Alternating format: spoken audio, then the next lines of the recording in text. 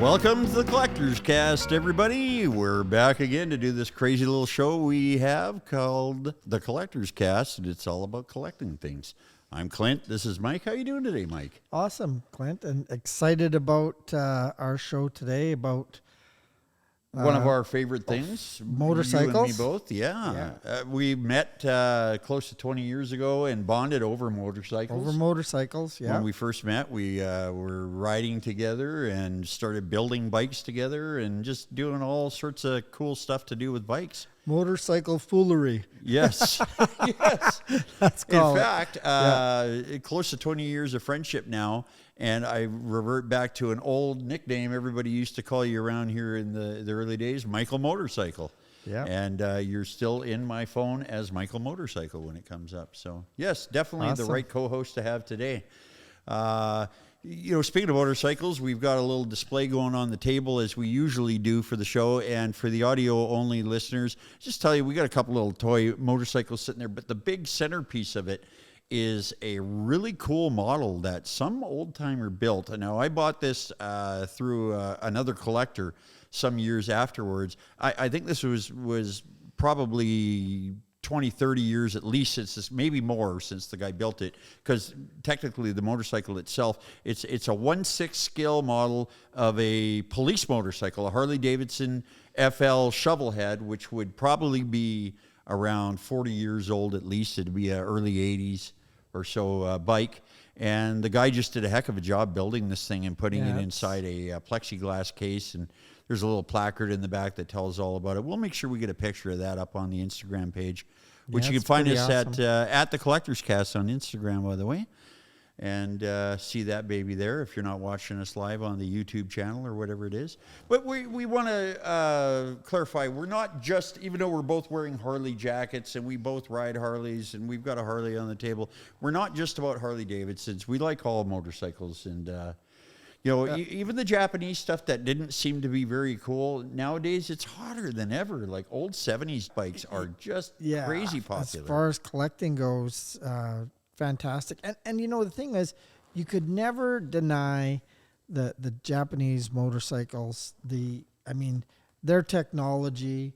And let's just face it, if you had a 500 Kawasaki triple and someone else had and you wanted to race a guy in a Harley, well, it was just no contest, right? Yeah. I mean, those bikes were fast and they handled well for the bikes of the time. And I've never argued that fact. Yeah. When people have, I know a lot of guys that ride import motorcycles, especially Japanese motorcycles, and they argue, well, my bike's way better. And I said, yeah, it is. It's well built. It's just never had the cool factor of the Harley. The Harley is like your classic 57 Chevy. Sure, it doesn't perform as well as that brand new Honda Accord, but it's 100 times cooler. Well, right when the guys came back from the Second World War, right?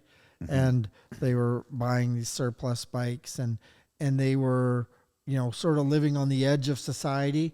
And it was really a lifestyle, mm-hmm. right? And Harley Davidson picked that up, and that's the loyalty where remains. We are. Yeah, the loyalty remains from those old school bikers way back when. It almost becomes a way of life with a lot of people, right? But let's face it, motorcycles in general are just fun. I like all types of bikes. I really like the old British bikes. They're always so cool. The old BSAs, Nortons, Triumphs, and the Italian motorcycles, the Moto Guzzi's, the Ducatis. And then you get into real weird stuff. You get into Russian bikes, Urals and things. And BMW. Well, and right now, Clint, you go to every manufacturer out there are mm-hmm. making super cool bikes. Like if my numbers came up on the lotto, I would probably have 30 motorcycles that I would just go and buy, bang, bang, bang, right off the showroom floor. Just to have. Yeah, even, just to have. Yeah, absolutely. Oh, yeah, and now that, Triumph is at full stride, and Indian's back now, and there's just so many options. There's just a lot of nice bikes out there. But you know what we have coming up is a really special guest who is going to branch off into all sorts of coolness and into a really cool subject that I like, one of my favorite motorcycle movies of all time, but we won't spoil it. We'll take a little break. Oh, sorry. And we probably aren't going to mention Harley Davidson, not even once. Well, that's We okay might. if we don't. That's okay if but we that's don't. okay It if we doesn't don't. matter. He's a motorcycle collector and enthusiast, and we're going to have him on. He's a Really great guy. cool. His name's Steve Elder, and when we come back from the break, we will chat with Steve. We'll see you soon. Thanks, guys. And welcome back to the Collector's Cast, everybody. We are back with our guest on the phone today. We're talking, of course, all things motorcycles, and we've got a guy that knows a thing or two about motorcycles here, Mike. Welcome to Steve Elder, all the way from, well, currently Burnaby, right? Actually, I'm in Maple Ridge. Oh, sorry, Maple Ridge, yeah. but in the greater Vancouver area, by way of Invercargill, New Zealand. Invercargill. There you go. Absolutely, Clint. Yep. Thank you very much. Hey, Steve. Nice to have you on the show. And Thank you. I'm pretty excited, especially when I'd found out that you were in the possession of a John Britton jacket. Yeah. Mike here is a huge fan of John Britton, and well, it's an amazing story. The John Britton story itself is amazing. Talking about famous people connected to motorcycles. You told me about that documentary. The story is so good. Get this, Steve. I still haven't seen the documentary, but Mike sat there one evening telling me all about it, and I feel like I watched it. Telling me about how he was pouring casts on his kitchen table, making engines, and just the craziness. But, right. But right. Steve, you have an association with even an equally a famous guy that probably more people know. More famous to me. More for famous, sure. yeah. Why don't you tell us about that? So, yeah, originally I'm from Invercargill, New Zealand, which is about as far south as you can go without getting to the South Pole. In fact, Mick Jagger and the Rolling Stones came one time, and they called it the a-hole of the world. Wow. When they were there. So, I mean, that's not really true because there's some fantastic people there. There's a motorcycle collection there that is probably the largest in the Southern Hemisphere, but is available for public viewing. There's also a truck collection there, again, probably the largest in the Southern Hemisphere. But anyway, I grew up in Invercargill, and during my apprenticeship as an automotive mechanic, we used to have this old guy that would come around to the shop, and he would actually go around all the shops in Invercargill. So I worked for a British Leyland dealer, which British Leyland doesn't really exist anymore. It was sort of landed up, I guess, with Jaguar, Land Rover, Mini, that sort of all encompassed it. Anyway, so we always had bits and pieces that were not suitable for reuse, except for old Burt Monro. So what would happen is Burt would come in the door of the dealership, and there'd be sort of an alarm would go off. It wasn't a real alarm. It was actually the shop foreman yelling out. And it would be something like, okay, Burt just come in the door, give him what he wants, but for crying in the soup, don't start talking to him. Because you wouldn't get away from him. The conversation would be endless, not right? get away. Just That is exactly right. So, just so our listeners know, Burt Monro, we're talking about the Burt Monro, the famous Burt Monro that the movie was made about. The world's fastest Indian. The world's fastest Indian. absolutely. Absolutely. Which was, as you tell it, Steve, was an amalgamation of several trips he took to the States over the years to race at Bonneville. It really was. So, But just an amazing story, and I'm sure an amazing guy to have met. and every motorcycle crazy guy like us has seen that movie lots of times, for sure. Yes. Okay, sorry absolutely. for butting in there, Steve. Keep going. So No, you were this forbidden was- to speak to Burt. Whatever you do, don't. For God's sake, don't talk to the man because nobody's going to get anything done in the shop. And then he would go. There was a General Motors dealer that was about half a block, and then there was a Chrysler dealer that was across the street from us. So he would kind of do the rounds. And when reading his biography, his big thing was he really liked American iron for when he was hand making his conrods. And he liked American aluminum for when he was melting his own pistons. He did cast his own pistons. I mean, that part of the story in the movie was 100% correct. Yeah, they showed him. That They was- showed him pouring his own cast there in his little Exactly. shop, which And as I you have- tell it yep. was a real thing, right? He lived in a little windowless type shack on the property there. He did. So it was a concrete block garage, and Invercargill was not really what we would call a tropical place, because in New Zealand, of course, the further north you go, the closer to the equator you are, Yeah. and it gets warmer. But we're way down south, and it's a pretty cold place. So old Burt, he had a little pot-belly stove in the corner of this concrete block garage, and then he had a lathe, and he had a mill, and he had his motorcycle, and he had his bed, and he had that was about it. He lived in that double garage, and the city council they would come around probably once, maybe twice a year, and they'd go, Burt, dude, you can't keep living in your garage. You've got to build a house. And this happened every year. Burt's like, yeah, I'll get right on that. But of course, he never did, right? And it wasn't until 1 year before he died in 1978 that he actually built a house on that property. Wow. So, and it was a panabode type thing. So, it wasn't. I mean, it was a real house, but it was certainly done as cheaply as you could, because Burt was a very thrifty man. Make no mistake about it. Yeah. Well, that's frugality comes out of necessity most times, and He was, yeah, absolutely. he sounds like a heck of an interesting guy. And in the movie, I believe they showed the city coming down on him about his grass being too high, so his solution was just to burn it, and that's apparently based on true life too. Yeah, and my eldest brother, David, who still lives in Invercargill, by the way, he would actually go and cut Burt's grass for him, but of course, Burt didn't really want to pay that much for it, and that was probably a contract that only lasted a few weeks, knowing Burt. So yeah, it was pretty interesting. So the collection now belongs to. So this is Burt's Indian, and with the fairing, so there's a 17-foot fairing on that land speed record bike.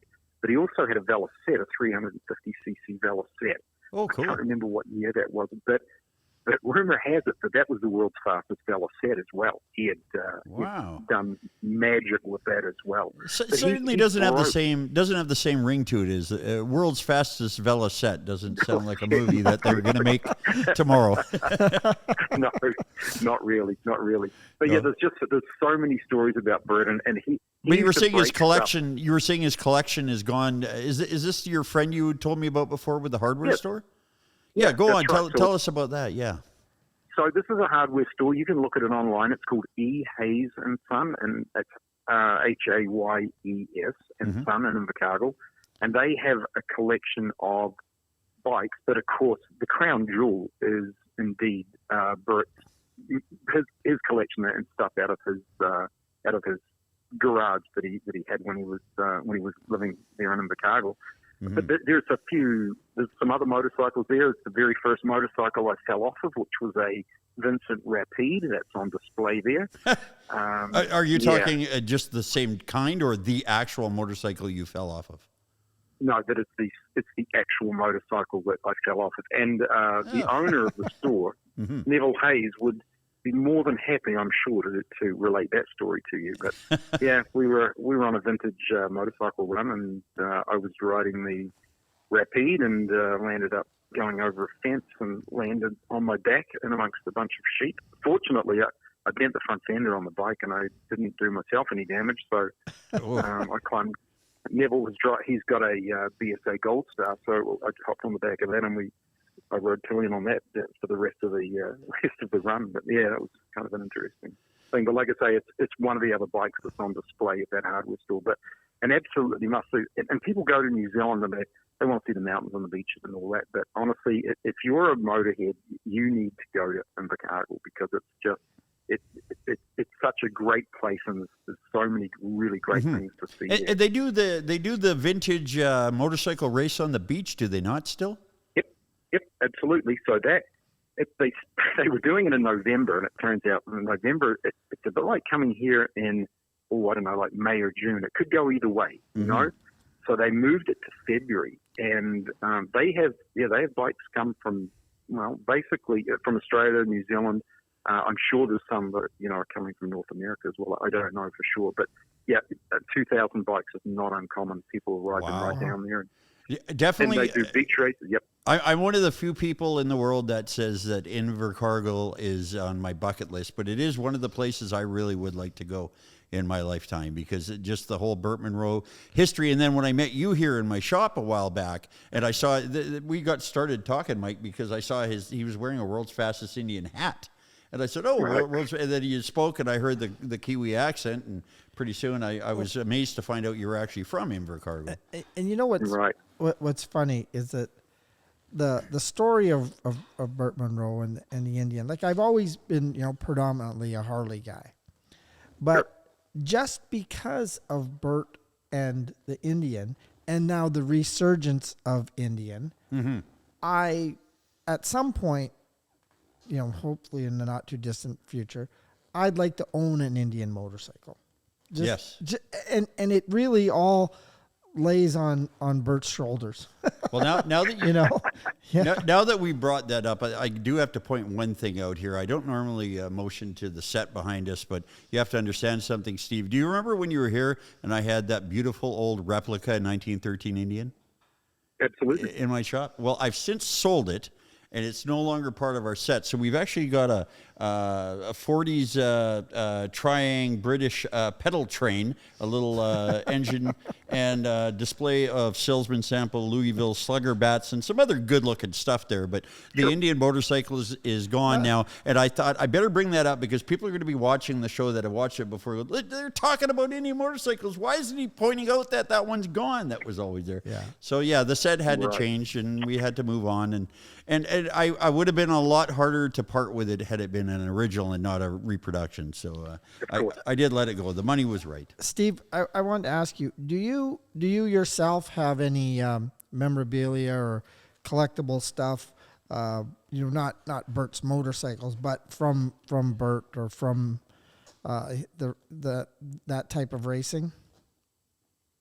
Other than, well, I have one of the pistons that at the start of the movie, when they pan around the inside of his garage there, and there is it's written in chalk on a set of shelves, and it says "Offerings to the Gods of Speed."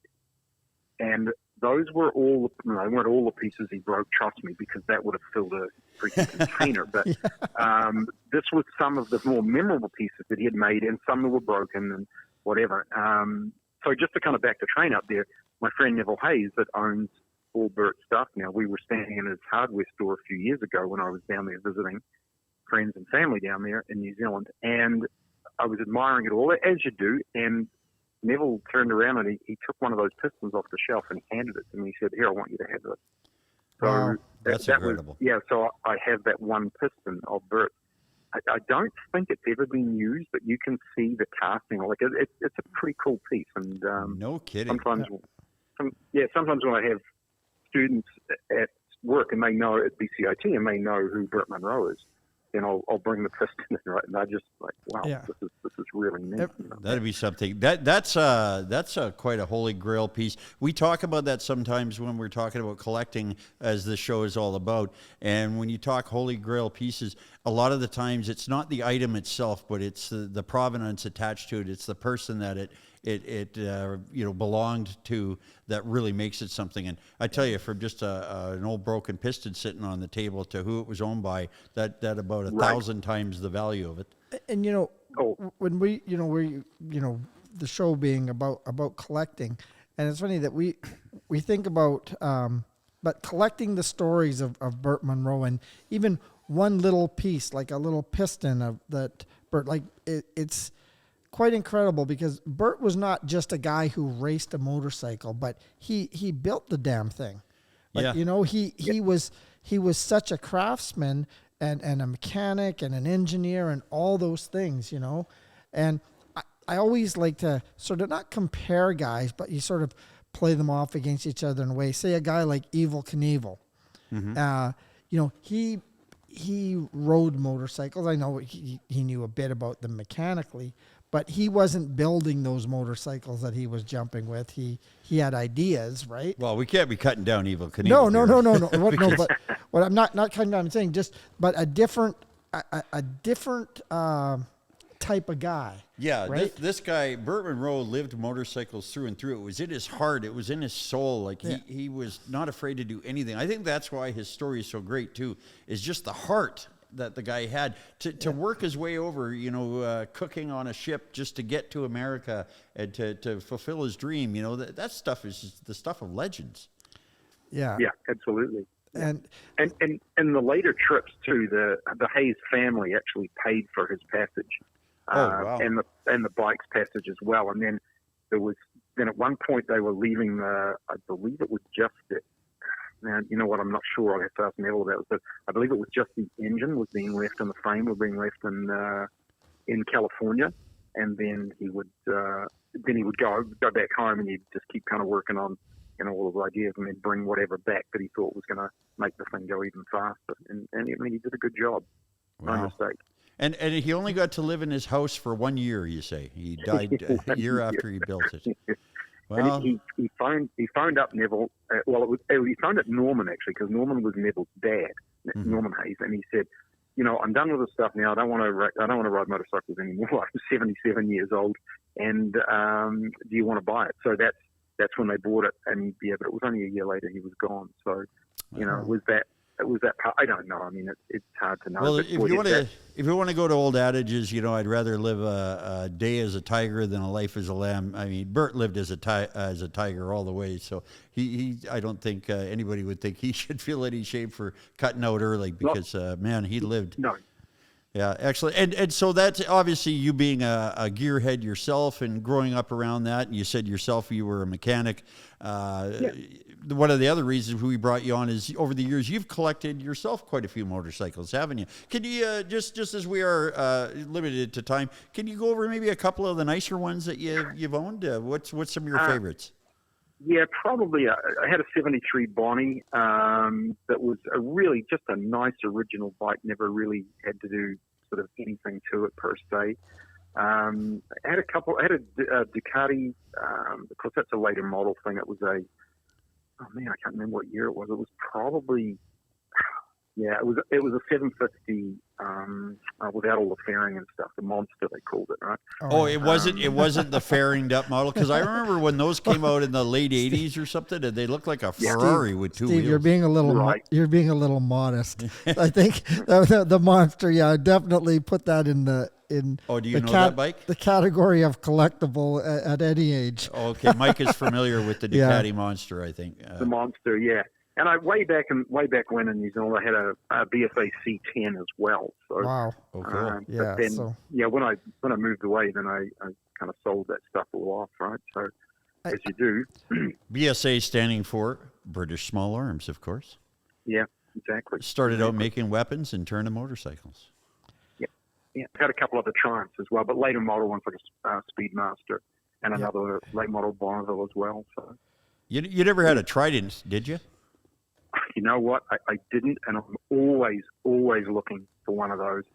I just might. Actually, it's the Rocket 3 is my favorite bike. If I could ever lay my hands on a Rocket 3. Yeah. Oh. I knew a guy years ago. He was a teacher in Australia, of all places, down in your corner of the globe. Yep. And he had a Triumph Trident, and he taught at this university. And he said he would tune it up every weekend, and then Monday it would ride beautiful. Tuesday, still pretty good, the odd hiccup. Wednesday, it started crapping out a bit. Thursday, it's really running. By Friday, I barely get him home. And then he'd tune it up all over on the weekend and do it again the following week. Well, Steve, it sounds like you're a Triumph guy. The other day, I was at Harrison Hot Springs Lake, British Columbia, and driving along the beach in my convertible with my lady friend, and I see this motorcycle, and it's a modern Triumph, and that thing was so fantastic to look at that I stopped and took a picture of it. Was it one of the classic retro looking ones? No, it's a newer modern thing. The engine looked like the size of a Merlin engine that would have been in a Spitfire, the damn thing. Wow. And I was just so wowed at it, at the beauty of it and the way it looked. And I just thought, wow, yeah, for anyone who thinks that they're not putting character into motorcycles these days, they got to see that thing. Wow. So, What do you think, Steve? You must know the products now that are coming out from Triumph. Do you agree? Well, Are they...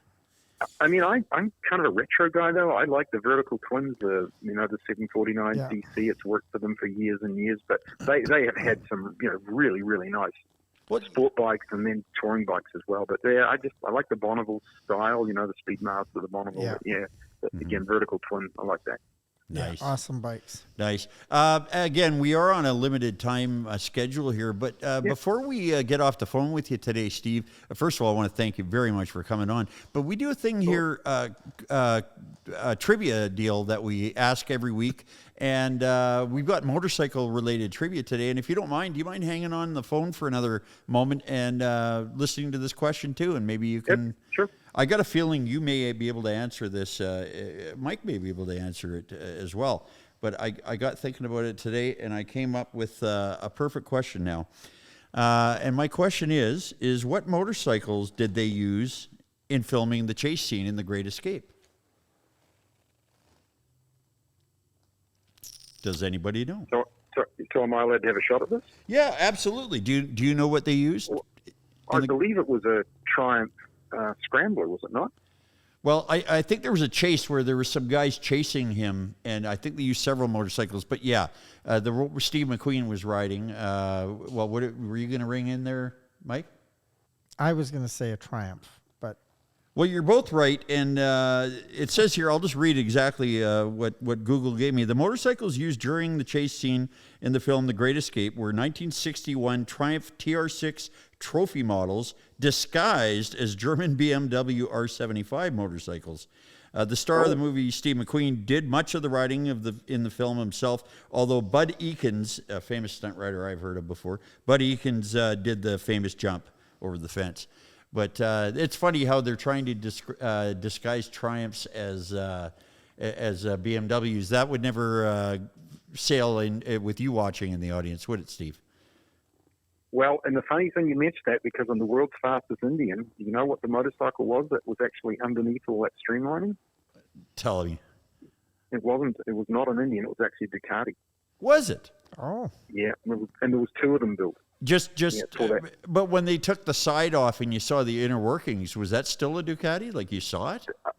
No, I believe that was Indian, but the actual motorcycle when he's riding it on the salt, that was a Ducati. Yeah, and those bikes actually got sold after the movie. So somebody has got those bikes. Oh wow! Somebody has. Wouldn't that be neat to track down? Yeah. But I just always like how Hollywood tends to try to fool us with well, we've all seen the in the 80s they had all these different TV shows. There was the the A-Team and Chips and all these shows that every single one of them had an episode where a bike gang came and took over a town, a motorcycle gang terrorizing a town, and they have to save them. And every one of those scenes where the bikers come in and terrorize, the Harley Davidsons magically turn into dirt bikes as they ride over top of cars and things. And I just, even as a kid, I wasn't getting fooled, but it's funny what they try to get away with. I just want to one more thing before we have to go. I want to mention to Steve, isn't it like when you see that bike that he rode on, I always think to myself, man, he must have been incredibly brave to get in that thing. You mean giant brass cojones? Yeah. Like, I mean, I wouldn't ride around the block. Yeah. Yeah. I say that about my daughter when she's an equestrian and a horse jumper. Right. And people say to me, well, do you ever jump with her horse? And I go, geez, I don't even want to sit on the damn thing. And that would be like that. When I saw that thing, I thought, man, to get in that thing, and there's no way out. Let's put it that way. Oh, he was taking his life into his own hands, no doubt about it. That was unreal. He went out. Yeah. But that again is the heart and soul of Burt Monro. I almost feel like we've had a little piece of Burt Monro on the show today, and we have because you've got his piston. So there you go. I do. Yeah. Well, Steve, it's been lovely talking to you, and you're obviously a well-rounded and educated guy, and there's probably 1,000 subjects we could go down rabbit holes with you. But unfortunately, we are on a limited bit of time. But thank you very much for phoning in, and we will try and have you back one day. That's great, Clint, and hopefully I can do it in person too. Hey, thanks a lot, Steve. And bring the John Britton jacket and bring the piston. We all want to see the damn piston. Yeah. Thanks, Steve. Okay. We'll talk to you again. You're very welcome, Clint. Anytime. Cheers, Thank mate. you. Thanks a lot, Steve. Bye-bye. Bye-bye. Yes, bye. Welcome back to the Collector's Cast. Boy, oh boy, I like having Steve Elder on as a guest.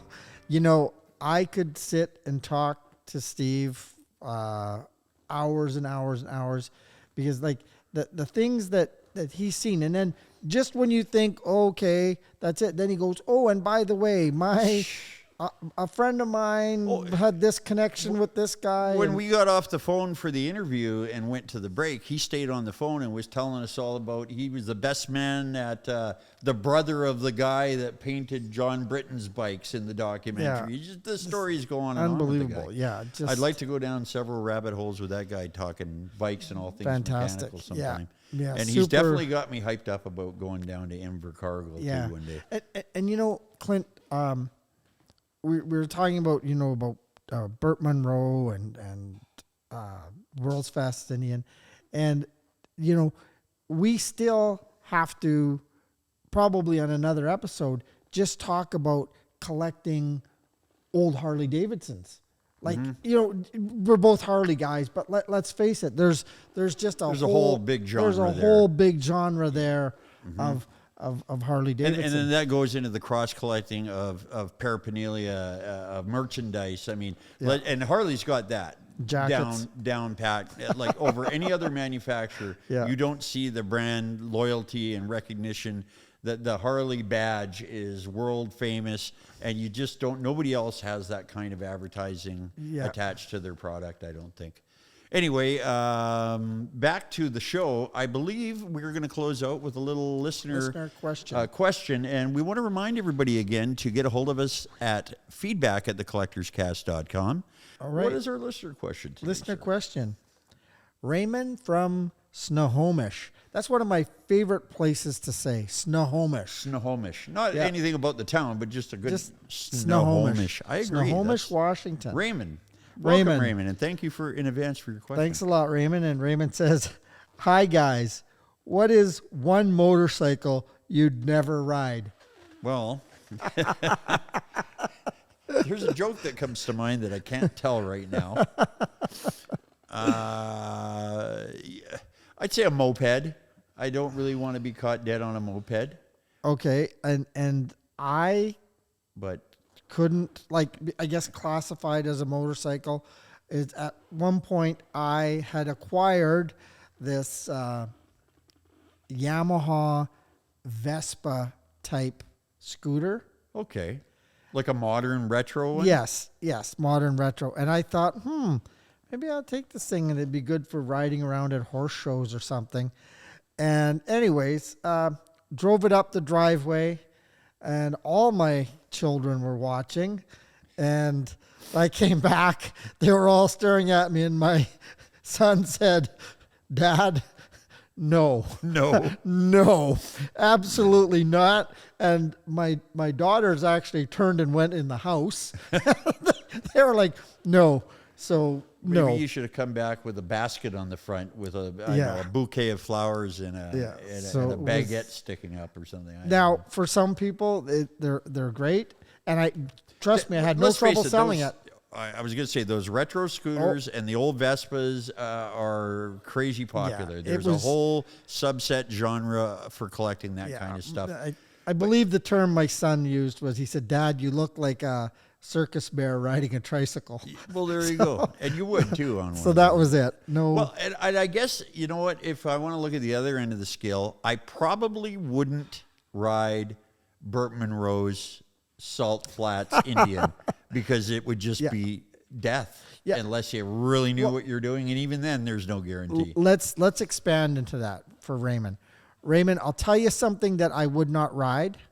And I would not ride one of the modern super bikes that are out there, like, the actual race bikes. Well, the sport bikes, like the Hayabusas. And things like I that? wouldn't ride one of those because I know that I would exceed my riding capability. I was just going to say the temptation seriously would be hurt too myself great. or kill myself. Yeah. So I just wouldn't ride one.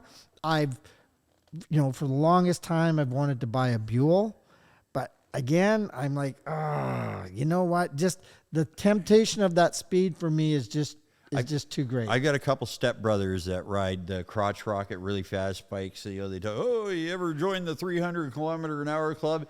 And you know what I say to all those guys is, hey, good on you if that's what you want to do. Go to hell with your hair on fire. But personally, I always say my old Harley is fast enough to kill me just fine. Yeah. I don't need to go 300 kilometers an hour, because at that speed, a rock that big is your death. It's your impending doom. You're just, there's no Raymond, margin for error. Yeah. Raymond, I wouldn't ride a fast super bike. It'd just be too scary. And I would not race at the Isle of Man, because that's just insanity. Yeah. That's like writing your own death wish. I think that's just too fast. And so thanks, Raymond, for your question from Snohomish. From Snohomish. Yeah. We love saying it. One thing I wanted to mention today, Clint, because we were talking about motorcycles, and something that had come up this week was, I've got a buddy in Saskatchewan, Wes Rudy, follows our show. You mentioned Wes before. Yeah, collects all kinds of stuff. He's got a great wife, because she just lets him get all this stuff. And Wes has got a flathead Harley, an old flathead Harley, and several cars.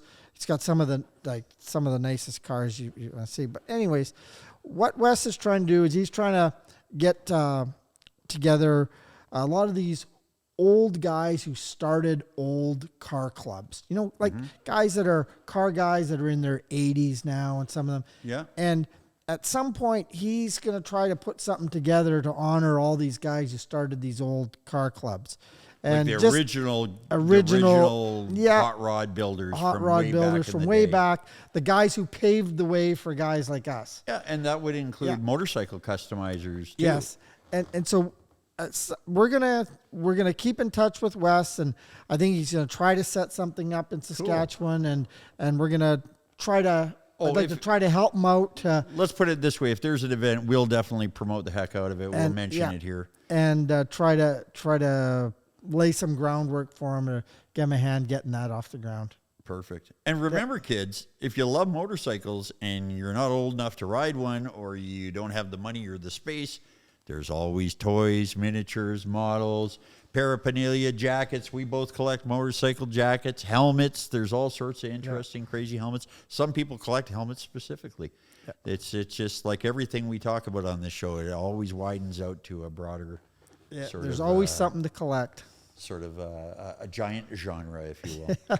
Yes. Anyway, we do this thing every week. It comes out every Friday, and we're just so glad you stick with us. We have a lot of fun doing the show, don't we? Yeah, love doing it. Love getting questions, and love hearing comments from people, talking to great people. And some of these guests we're having are just great. Wow. Yeah, super. Fountains of knowledge. Yeah. Hey, you've all been great for keeping with us this long, and we hope you come back again.